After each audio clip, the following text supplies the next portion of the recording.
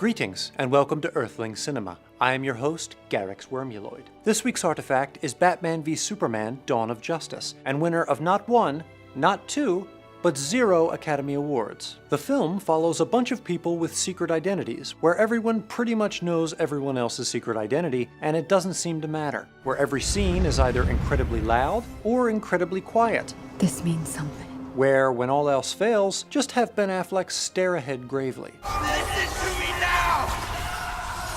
The plot goes a little something like this. Superman fights too big, so now the drooling masses don't like him anymore. Pretty much the same plot as The Incredibles. Also, Batman is jealous of Superman for not having to wear a sweaty mask all the time. Lex Luthor finds a big emerald, which is basically Superman's kryptonite. He goes to some random Kentucky senator, who is the only government representative in America, apparently, and asks her to pass a law that will allow him to weaponize the emerald. But little does he know, that's forbidden in the Earth Constitution. Fortunately, it doesn't say anything about private citizens taking dead bodies and experimenting on them for personal reasons. Meanwhile, Batman is just out here dreaming up a storm. One of his dreams is about him wearing a jacket over his bat suit. What kind of shit is that? They have a big meeting to dish about Superman, but then Lex bombs the meeting. Which, if you think about it, is just his quirky way of contributing his 2 cents, or whatever bombs cost. Superman gets embarrassed and goes into hiding, pretty much the same plot as Superman Returns. Batman builds an Iron Man suit, then steals Lex's emerald and duct tapes it to a stick. Heyo! Rather than spend time coming up with a better idea, Lex kidnaps Superman's mom. He then reveals that he was the one who turned Batman and Superman against each other. Pretty much the same plot as Captain America's Civil War. He tells Superman he has to kill Batman or else. He doesn't actually do that with his finger, but the point still stands. Batman and Superman fight for like 2 minutes in a generic-looking warehouse. Which is really all you could ever want from a movie whose entire marketing campaign was predicated on their rivalry. I understand. Then they instantaneously decide to strike up a bromance because they both have moms. What does that mean? Well, except one of them. Next, Lex unleashes some monster he created. I don't know, will the fighting never cease? Wonder Woman watches it on pay-per-view for a while, then eventually decides to go help out. Superman stabs the monster with the Emerald Spear instead of asking one of his friends, who wouldn't be severely weakened by the spear, to do it. Almost as if he had a death wish. In jail, Lex goes for the Chrome Dome look. Pretty much the same plot as X-Men Apocalypse. They throw 2 funerals for Superman, and Batman and Wonder Woman discuss whether or not they should join the Avengers. We have to stand together.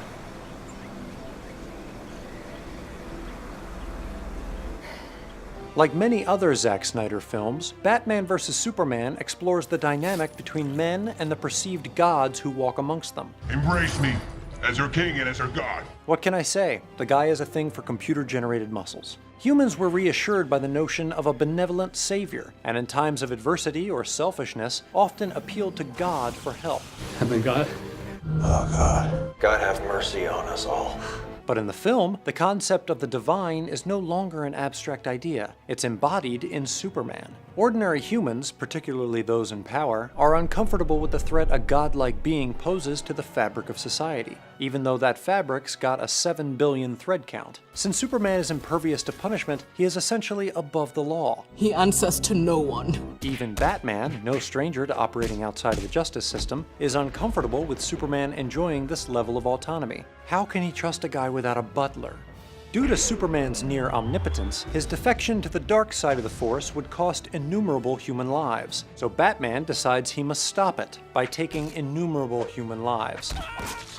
Batman's logic is akin to an existential risk calculus, a political philosophy employed on Earth in response to the proliferation of nuclear weapons, or nuki-dukes. When the consequence of an event is global annihilation, even a small probability of its occurrence is unacceptable, which is to say, bad. He has the power to wipe out the entire human race, and if we believe there's even a 1% chance that he is our enemy, we have to take it as an absolute certainty. And that's just math, kids.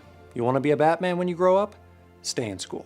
Another element at play is childhood abandonment, specifically that of rich white dudes. The magical thinking of orphan boys. Both Batman and Lex are orphans whose daddy issues cause them to distrust the idea of God, the ultimate father figure, and also the ultimate bad boy. No man in the sky intervened when I was a boy to deliver me from daddy's fist and abominations.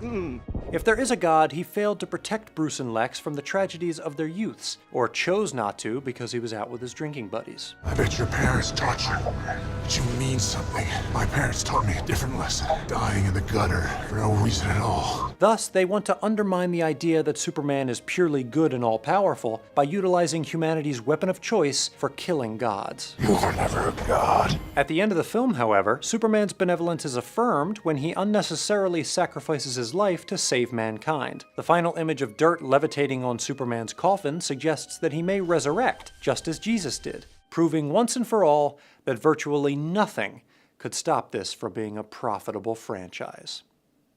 For Earthling Cinema, I'm garyx wormuloid. Hello, Earth enthusiasts. Craving more movie explorations? Click on Sad Ben Affleck to visit Wisecrack's channel page, where you can find your next video to watch and subscribe. A bunch of new episodes are on the way, so make sure you subscribe to be notified the moment they're released. And if you're still feeling the superhero fuzzies, click here to visit our friend MatPat over at the Film Theorists. MatPat is the master of overanalyzing characters and diving deep into the science and lore of your favorite movies. If Batman is still on the mind, check out MatPat's video decoding which version of the Joker is portrayed in Suicide Squad. As you may remember, Justice League number 50 revealed that there are 3 separate Jokers, while MatPat has figured out which one Jared Leto is playing. And I'll just say, it's not who you might think. So visit the Film Theorists here, watch a video or two, subscribe, and tell them Wisecrack sent you. Finally, check out Wisecrack's Patreon page here. Become a patron before August 13th to watch a live behind-the-scenes tour of the Earthling cinema set with yours truly. Okay, until next time, thanks.